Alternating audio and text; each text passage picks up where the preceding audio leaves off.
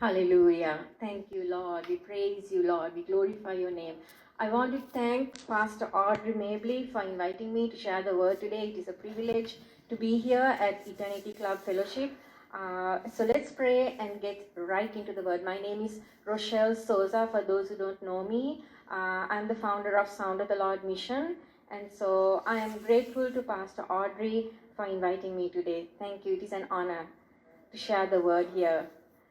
Hallelujah. Thank you, Father. We praise you and glorify your name, Lord God, that even as we look at your word today, Lord, as we study your word together, as we see what you have said in the word, Lord God, about believing, Lord, Holy Spirit, I invite you to be with us, Lord, that you speak through me, Holy Spirit. And we believe, Lord, that your word will be confirmed with signs, miracles, and wonders, because that is your promise, because all your promises are yes and amen. And you are watching over your word to perform it. So I pray, Lord God, that as we look at your word together, that faith will arise, Lord Jesus. Faith comes by hearing, and hearing by the word of God. And we believe, Lord God, that you are able to do exceedingly abundantly above anything that we can ask or even think of. In Jesus' name, the service is yours, Lord. We are your sheep, looking at your word together, Father, and we are expecting the miraculous to happen in our lives this morning. In Jesus' name, amen. Amen. So I have titled my message as Only Believe. And we are going to look at some scriptures. Andrew is going to be helping me today with the PowerPoint. Thank God for the technical people. I also thank God for John, who is helping with the sound. Sometimes we see people here in front, but there's a lot of people like Rebecca and James and so many other people here who help with the service. And so I want to acknowledge that, because it's not just one person, it's a team coming together. Pastor Audrey keeps talking about the team, and so this is the team, right? Yeah. So let's look at John chapter 20, verses 24 to 29. The next slide. Now Thomas, called the twins, one of the 12, was not with them when Jesus came. So this is after the resurrection. The other disciples therefore said to him, "We have seen the Lord." So they are saying to Thomas, "We have seen the Lord." So he said, Thomas said to them, "Unless I see in his hands the print of the nails, and put my finger into the print of the nails, and put my hand into his side, I will not believe." Right now, this is what Thomas is saying. I will not believe unless I see. Right? So verse 26. After 8 days, his disciples were again inside, and Thomas with them. Jesus came, the doors being shut, and stood in the midst and said, "Peace to you." Then he said to Thomas, "Reach your finger here and look at my hands, and reach your hand here and put it into my side. Do not be unbelieving, but believing." Those are God's words. That's what Jesus is saying to us today. We call ourselves believers, but the question is, do we really believe, or does sometimes this doubt come into our hearts? Sometimes when things happen, when we run into challenges, do we think, "Yes, Lord, I know you have said this, but," right? Sometimes we think like that. And so today, while we listen to this message, let's get rid of any kind of unbelief. As we go through the scriptures, we are going to leave unbelief behind, and when we go home, we are going to be strong in the Lord and in the power of his might. So Thomas answered, verse 28, and said to him, "My Lord and my God." Jesus said to him, "Thomas, because you have seen me, you have believed. Blessed are those who have not seen and yet have believed." That is us. That's all of us together, because we have not seen the Lord in the flesh. But so that's why Jesus is saying that we are blessed. Blessed are those who have not seen and yet believe. Also remember that you and I are blessed, and no one can curse us. If anyone has said to you, "Oh, you know what, negative things or things that are not true," don't accept those things, because we are blessed and nobody can curse us.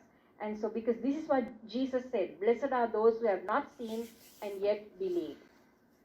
Now we move on to the next slide, is Mark 16, verse 9 to 11. It talks about, you can click again and then the scripture will come. Thank you. Now when he rose early on the first day of the week, he appeared first to Mary Magdalene. He who? Jesus. He's talking about Jesus after his death. Now he's appearing first to Mary Magdalene, out of whom he had cast 7 demons. Right now, verse 10 says, Mary Magdalene went and told those who had been with him as they mourned and wept. Now, what is happening here? Right, Mary Magdalene stayed behind. If you read this account in the other Gospels, you will see that Mary Magdalene hung around near the tomb. She was there, right? But the other disciples, they were weeping, they were mourning, even though Jesus had told them that he will rise on the 3rd day. Remember, he had already told them, but now Jesus had died and they thought that's it, the end, and they were weeping and mourning. So, verse 11, when they heard that he was alive and had been seen by her, by Mary Magdalene, they did not believe. There you have it again, unbelief. Even though these people had been with the Lord, they had seen miracles, they had seen Jesus healing the sick, they had seen him feeding the 5,000, but now they did not believe, right? And he had already told them that he will rise from the dead. They didn't believe. So now here's the thing, right? Mary Magdalene was not considered a reliable source for information. Why is that? Because she had a questionable past, right? And Jesus had cast 7 demons out of her. So people would have thought, how can Jesus appear to Mary Magdalene? I mean, like, Jesus is the Christ. He is the Messiah. Wouldn't he select maybe a king or an official or the high priest or someone like a big shot? Like, why would he appear to Mary Magdalene like a nobody? Right? But that is who our God is. You and I serve a God who is not a respecter of persons. Everyone has access to Jesus. Anyone can go to the Lord. He does not look at our backgrounds. He does not look at whether we have what our education is. He does not look at our fluency in speech. He does not look at our bank accounts or where we come from, whether we are royalty, whether we are a beggar on the street. He doesn't look at any of those things. Why? Because we are all created in his image. Mary Magdalene was created in his image, and she received deliverance and healing from our Lord Jesus Christ.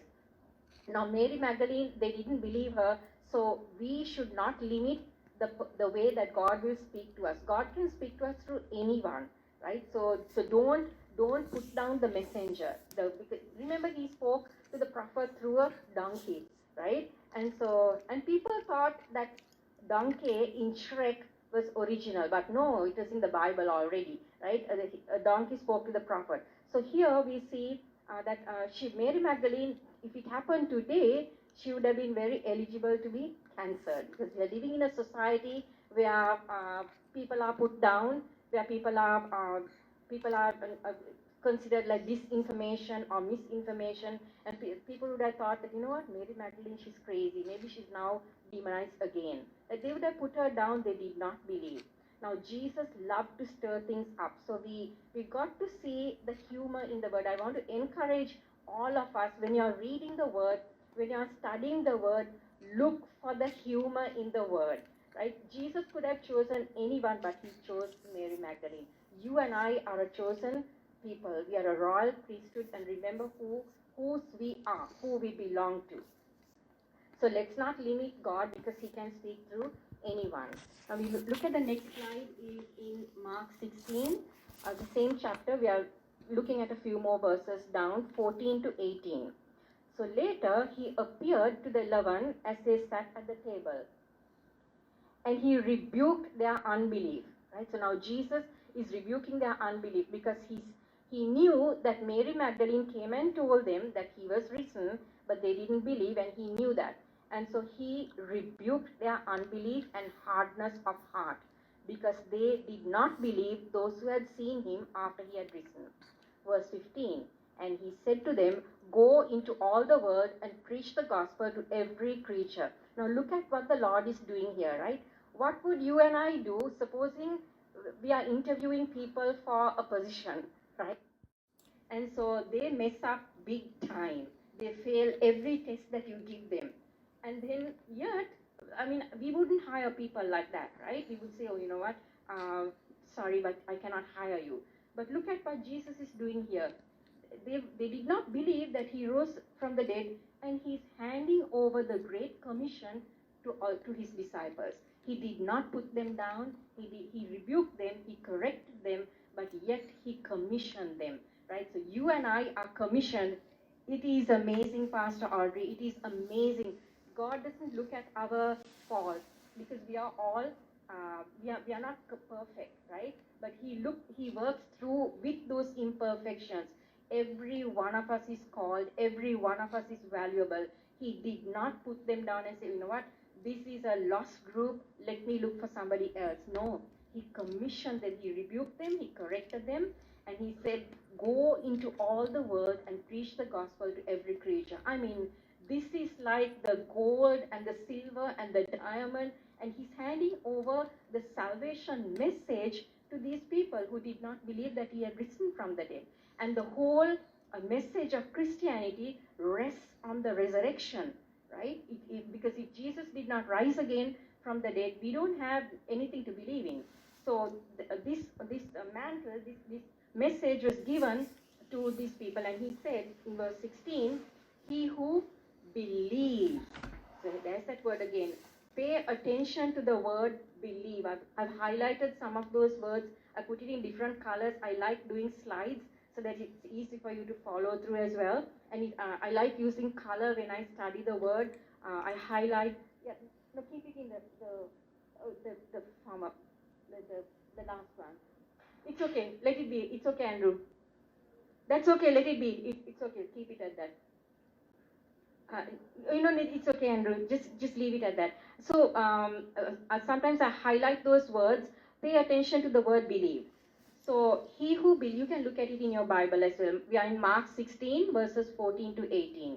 He who believes and is baptized will be saved, but he who does not believe will be condemned.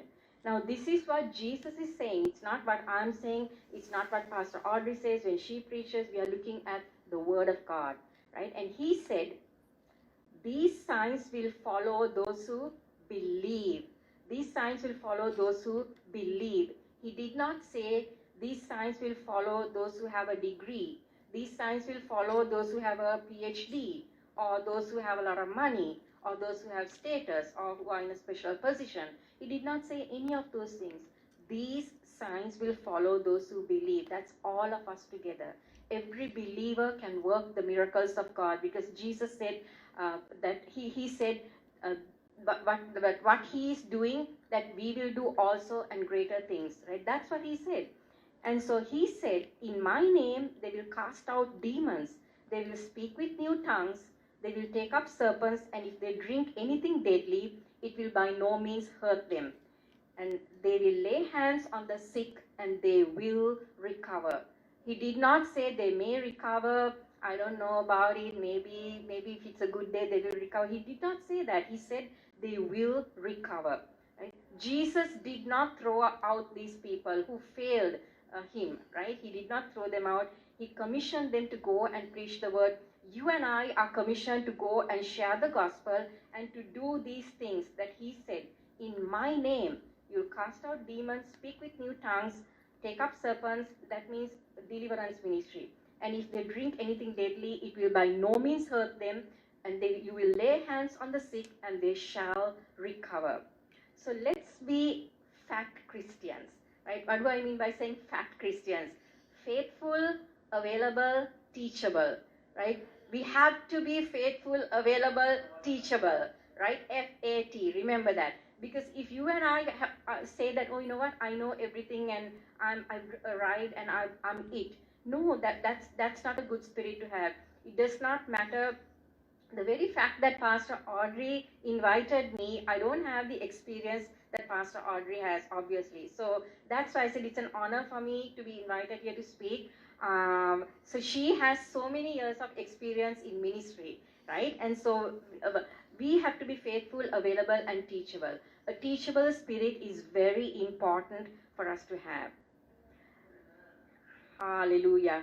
Now we look at 1 Thessalonians chapter 2, verse 13 says, for this reason we also thank God without ceasing, because when you receive the word of God, So when you received the word of God, which you heard from us, you welcomed it not as the word of men, but as it is in truth, the word of God, which also, I want to draw your attention to the last few words in that, in verse 13.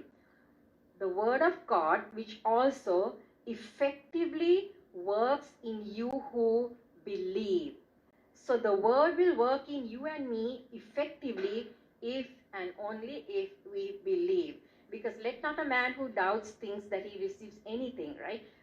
God cannot work if we are doubting. Today I'm speaking and decreeing scripture, and tomorrow or maybe a few hours later I'm talking doubt and having doubt in a conversation, then it's going to negate what I have preached and what I have prayed.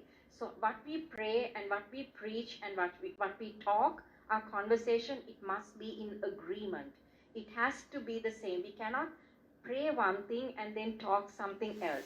Right? The word of God has to be, it is effective in those who believe. And then we move on to John chapter 1, verse 29 to 34. Now this account of this, what happened here is also in Matthew chapter 3.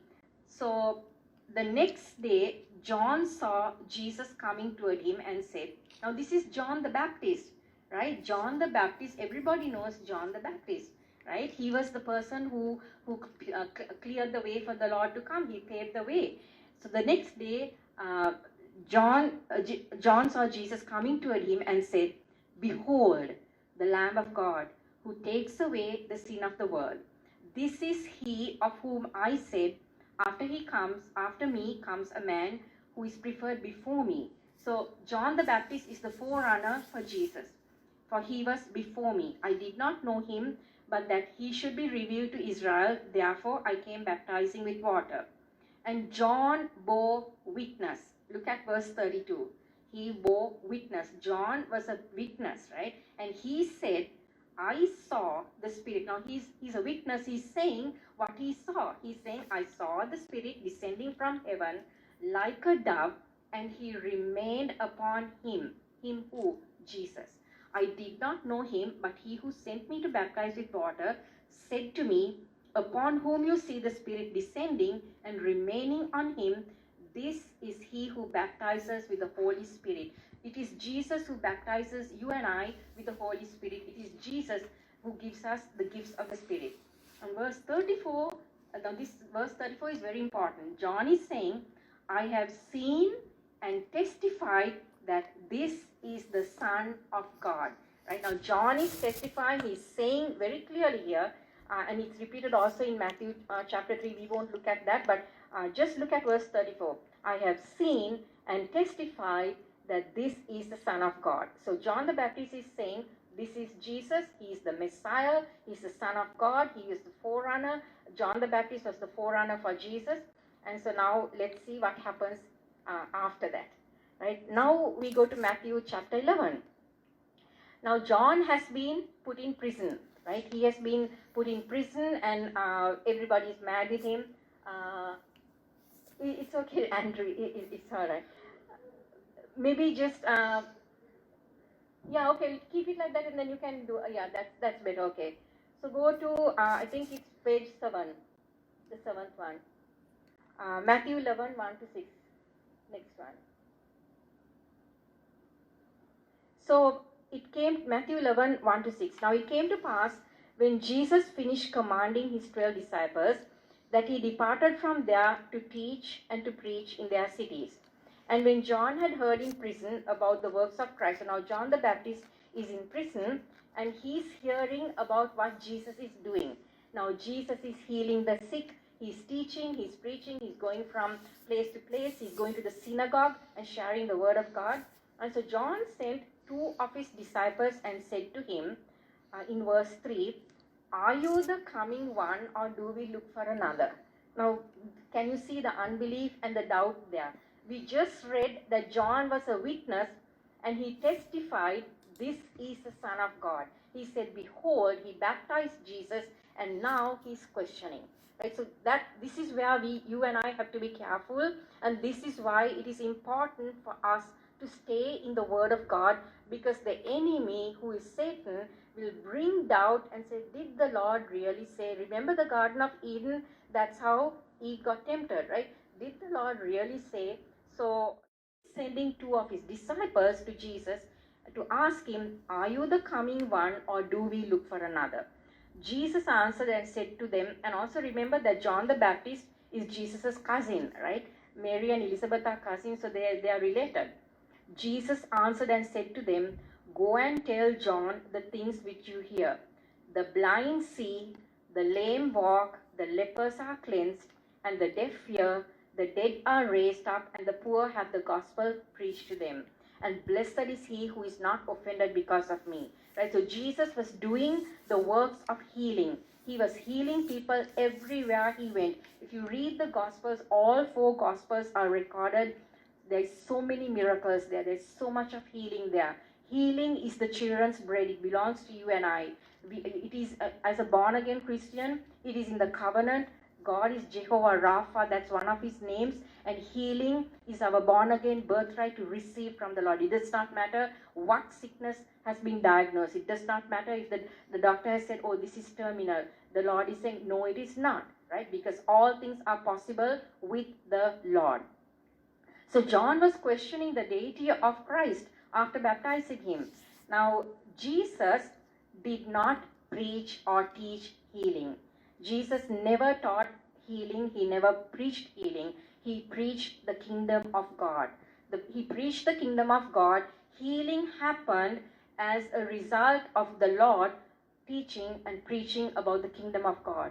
The kingdom of God is healing in itself. Jesus is the healer. And when we listen to the gospel, then we can receive healing. Actually, I wanted to just share a little bit about myself at this point before we go to the next slide. I am originally from Sri Lanka. I was originally from Sri Lanka, and I was born on June 8th. And then I was born a normal child. I was normal as a baby, but at 6 months of age, I got infantile eczema. And so nobody in our family had infantile eczema, and my parents panicked. They took me to the doctor, and then the doctor said, okay, I'll give you the treatment, and then nothing worked. So my parents took me from doctor to doctor, from specialist to specialist, different dermatologists. They tried whatever they could. It was not working. And then when I was 2 years old, I got asthma. And now the doctor said that asthma and eczema cannot be healed. And they put me on prednisolone. Prednisolone is a steroid. It's a very strong drug.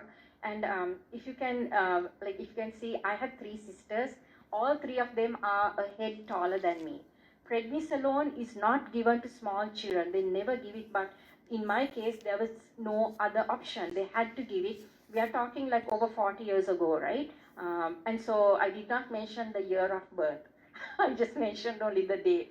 So anyway, they said that no, Rochelle will not be healed. We cannot cure her. We can only manage it, right? And then when I was 12 years old, they said that I had a scoliosis.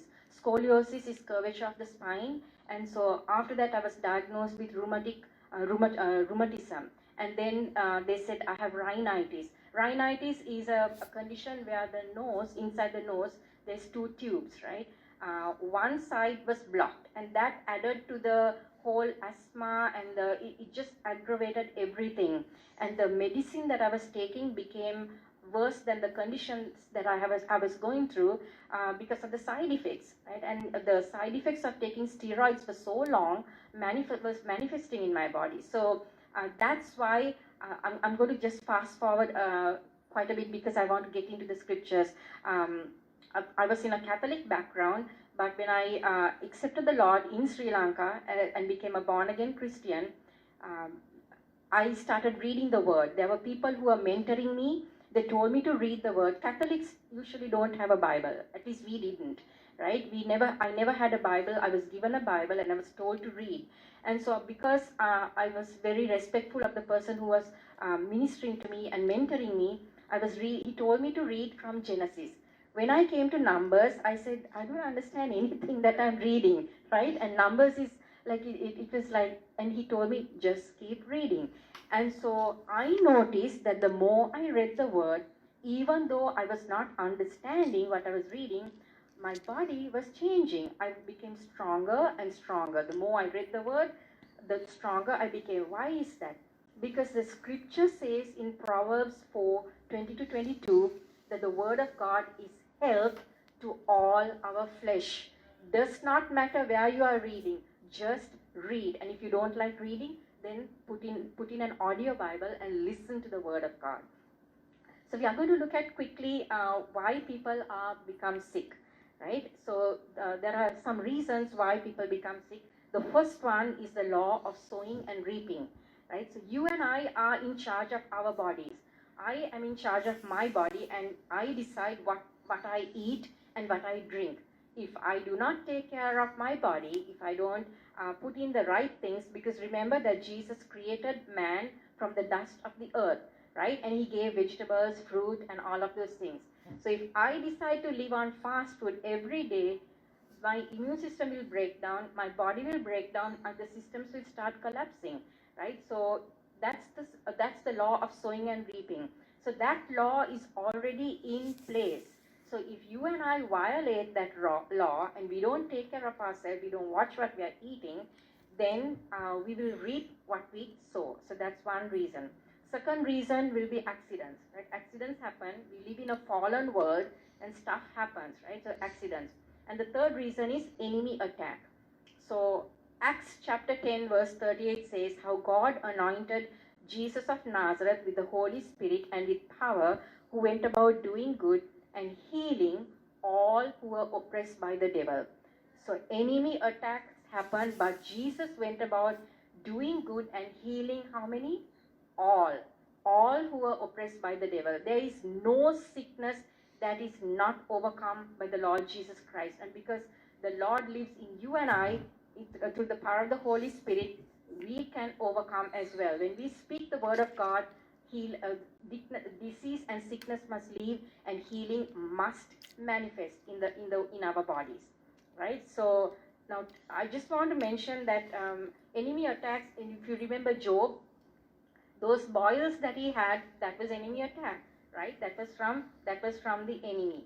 And so that's why the Lord said, give no place to the devil, right?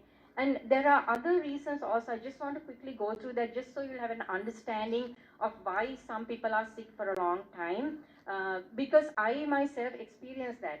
What happened was, when we pray and when we speak healing, we come to a place, oh, you know what, I'm feeling a little bit okay now, and then we stop, right? But the healing hasn't been completed. So what happens? Then the enemy puts the symptoms back again.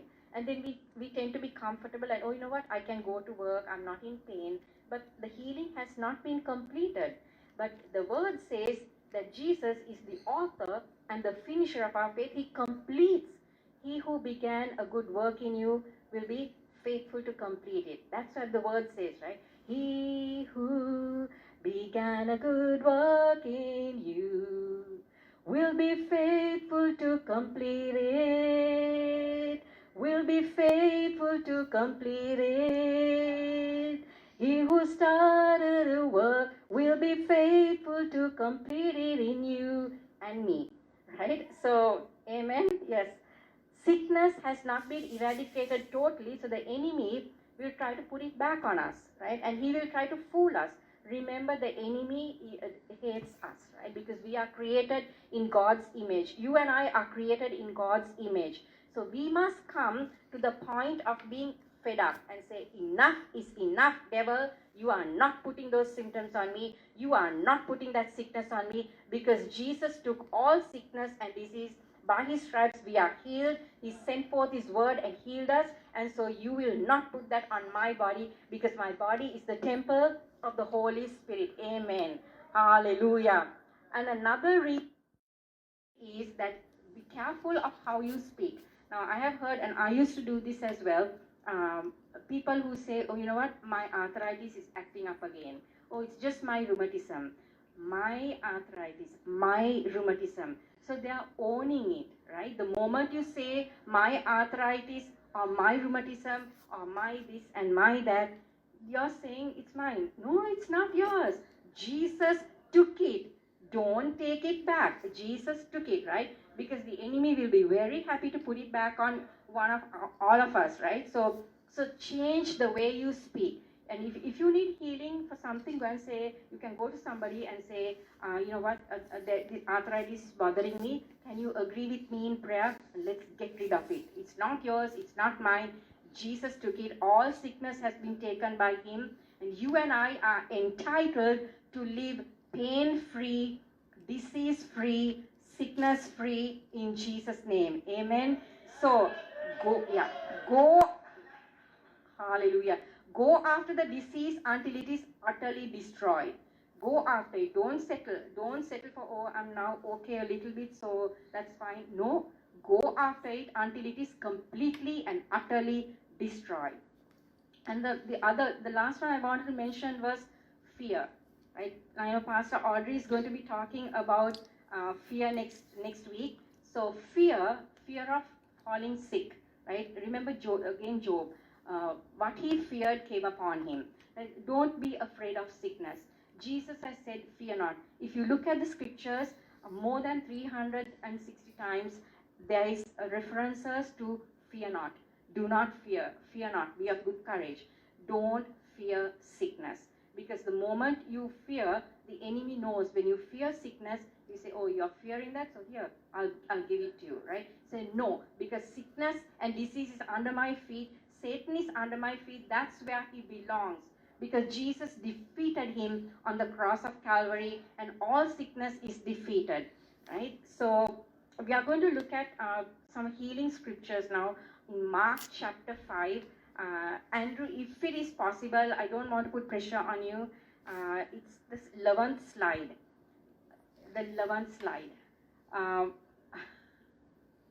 Hallelujah. Very good, Andrew. Thank you. Mark chapter 5.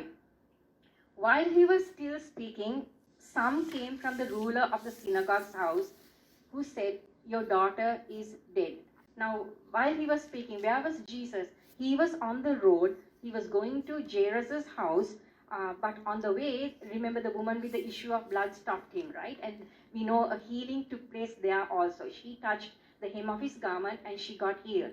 So while he was speaking, somebody came and said, why trouble the teacher any further? Your daughter is dead, right? Those were the words that were spoken. Your daughter is dead.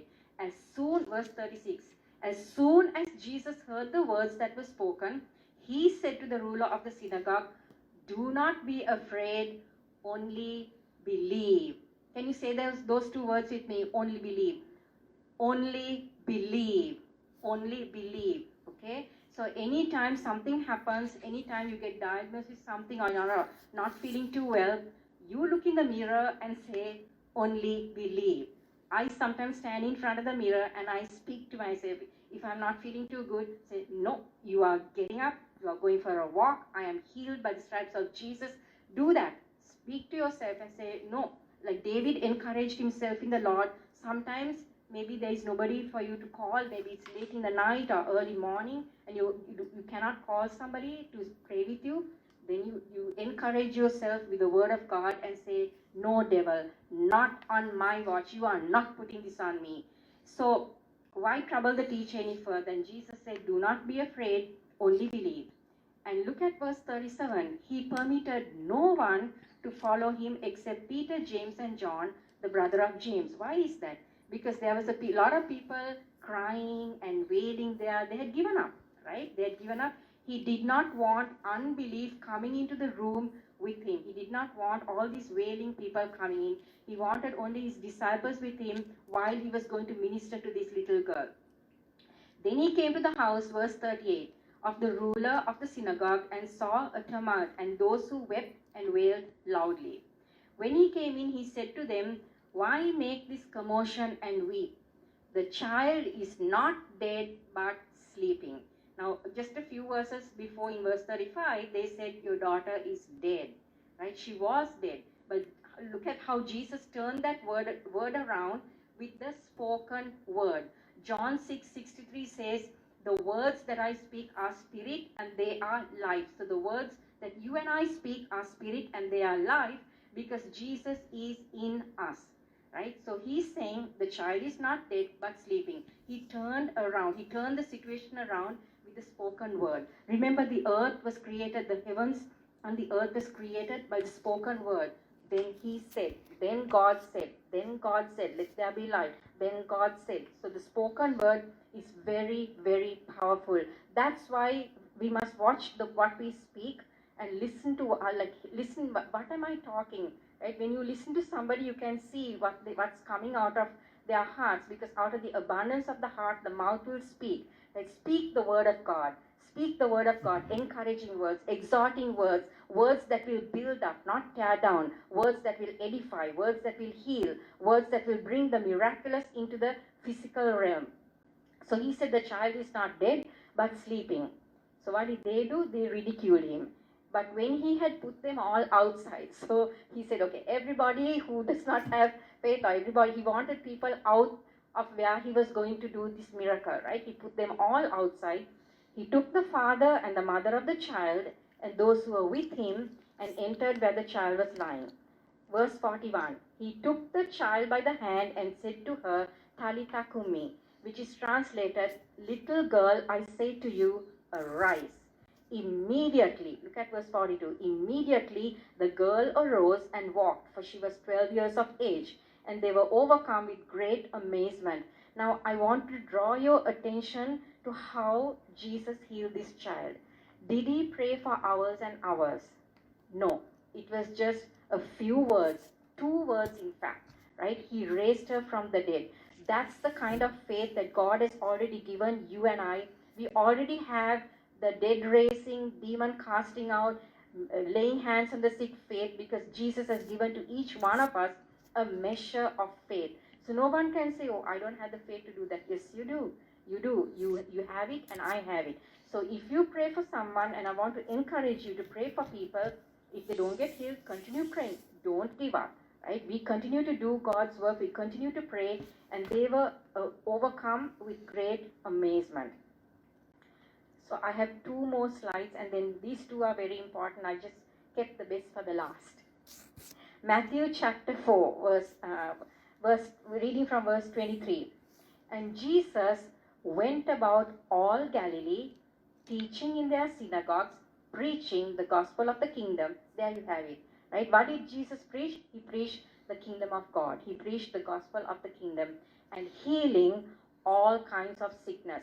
So he went about teaching, preaching, and healing. When you read the gospels, you will see that repeated over and over again. What did he heal? All kinds of sickness and all kinds of dis-ease. So if your body is not feeling at ease, he healed every sickness, every disease. All means all. If you look at any translations, Hebrew, Aramaic, Greek, whatever you want to look at, all means all. Every sickness and every disease. So it does not matter whatever diagnosis a doctor has said. If something has been diagnosed for you, Jesus healed all kinds of sickness and all kinds of disease. So that includes everything. Anything that has not even yet been diagnosed, it's all included, right? And among the people. Then his fame went throughout Syria. And they brought to him all sick people who were afflicted with various diseases. So it doesn't matter what the sickness is, right? And also remember, sickness has a name.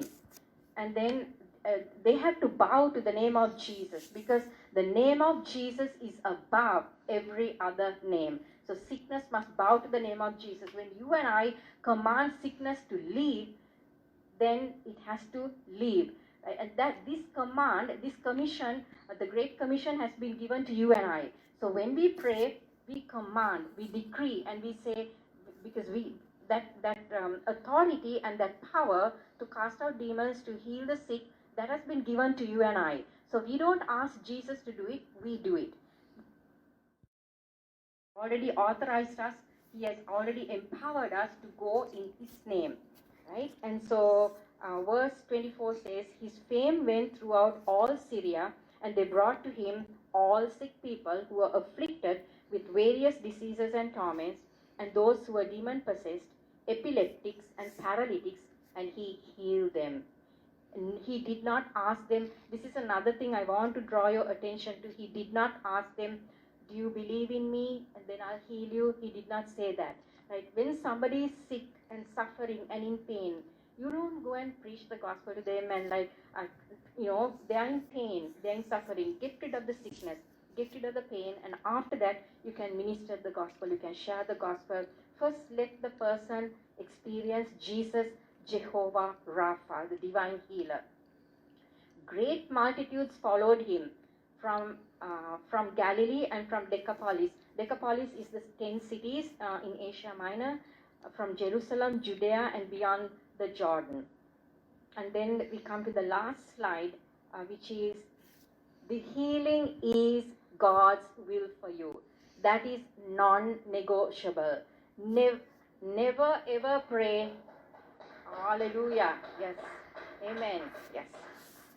That's not optional. It is mandated. Healing is God's will for you and I, right? It is not. So never ever pray, Lord, if it is your will, heal this person. Never ever pray that, because the Lord has said, and I put all three accounts from Matthew, Mark, and Luke, and we are going to read all three because reading scripture is very powerful. Matthew 8:3 says, Jesus put out his hand and touched him. So this is the healing of the leper, right? He said, because the leper said, if you are willing, you can make me clean, right? And Jesus said, I am willing, be cleansed. Immediately, his leprosy was cleansed. Mark 1:41 and 42. Jesus, moved with compassion, stretched out his hand and touched him. Leprosy is a contagious disease, right? It's very, very infectious. Believe me, when people see skin conditions, I said that I had infantile eczema. It got really bad as I grew up. People would avoid me. Even I would avoid myself if I could have done that. It was so bad. It was on my face. I didn't go anywhere. I was at home. Sri Lanka is a hot climate, and so it was very, very painful. I had a horrible childhood years. My parents tried to do everything they could to make my life as comfortable as possible. My aunts and uncles would bring gifts, even for my sister's birthdays, they would give me gifts, but nobody could take the pain away because I was on very high Valium, I was on Mogadon, I was on like very, very high painkillers. It came to the point where the doctor said to my parents, we have to take Rochelle off of all of those because my body had got used to it and it was not answering. And so when I wake up in the morning, I'm longing for night, hoping I can sleep. But when it's night, I can't sleep. Then I'm hoping for morning. So it was very, very it was very painful. So that's why I'm saying healing. Never pray if it is your will, because it is God's will, right? I am willing, be cleansed. Mark 1:42. As soon as he had spoken, immediately the leprosy left him and he was cleansed. That's why I said, don't be afraid of sickness. Don't be afraid of sickness, because Jesus laid hands on the leper and it went, right? Leprosy has to die under our hands. And so when we are full of the word of God, when we are full, we know that who we are in Christ, we are God's representative here on earth, and we speak the word of God, sickness must flee. In my face, sickness must flee in the name of Jesus. And so Luke 5:13 says, then he put out his hand and touched him. Again, the story of the leper in all three Gospels. Jesus said, I am willing, be cleansed. Immediately the leprosy left him. So, and the last scripture that I want us to look at is Psalm 103 verse 3. Now this is very, very powerful, right? In this psalm, in this verse, one verse, it says, who forgives all your iniquities, past, present, and future. Do not allow the enemy to put guilt on you for something that you have done in the past. Maybe you did something today, or you said something, or you thought something you shouldn't have been thinking about, maybe some dream, bad dreams, or things that are not good, right? And so past, present, and future, the Lord has already provided. So all your iniquities are forgiven. That's why who forgives, it is continuous. Right now, that does not mean that we have a license to sin. What it means is that if we unintentionally do something, God has forgiven. It's already forgiven. He has already provided for us. Right? Who heals and who heals all your diseases. Now, in that one verse, it says He forgives all our iniquities and heals all our diseases. So, it's not possible for us to believe half the verse and not believe the other half, right? So, because we called ourselves believers, remember at the beginning, this message is about only believe. And so, this verse says He forgives all our iniquities and He heals all our diseases. So we are forgiven, we are healed, and we are set free in Jesus' name, right? So I want to pray, and then I will hand the service back over to Pastor Audrey. I will pray for all of us, and then I will hand the service back to you. Thank you, Father. We praise you and glorify your name, Lord Jesus. We thank you, Father God, that your word is a healing word.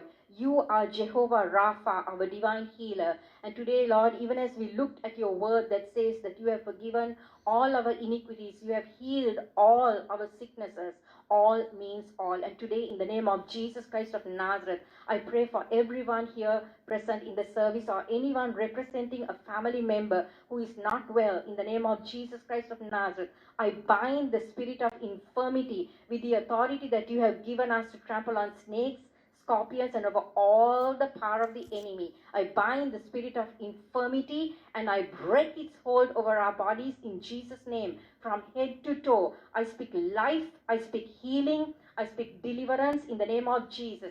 Every sickness and every disease must leave now in Jesus' name. Any kind of disease that has been hanging on to anyone's body for a long time and the symptoms are still remaining, all those symptoms has to go now in Jesus' name. Be healed and be made whole in the name of Jesus. I speak life over our respiratory systems, over our immune system, over the skeletal system, over the digestive system, over every system, over our muscles, over the tendons, the nerves, the tissues, and the veins, over every cell in our body. Be healed and be made whole in the name of Jesus. Lord, I thank you that you promised that you will renew our youth. I speak that in the name of Jesus. You said to decree a thing and it shall come to pass. So I decree healing in the name of Jesus. I decree your word over us in Jesus' name, that you will renew our youth, Lord God. And as we wait upon you, we will run and not be weary. We will walk and not faint in the name of Jesus. I speak resilience over our bodies in Jesus' name.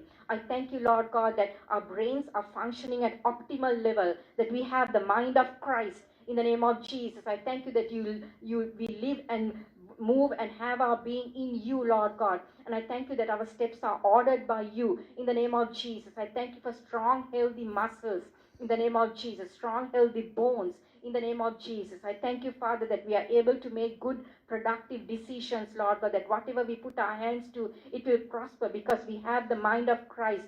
And because our minds are stayed on you, we are at perfect peace. Not just peace, but perfect peace, because the Prince of Peace lives and rules and reigns in our lives in the name of Jesus. I thank you, Father God, that the plans you have for us are plans to prosper us and to do good. And I thank you, Lord God, that we are blessed.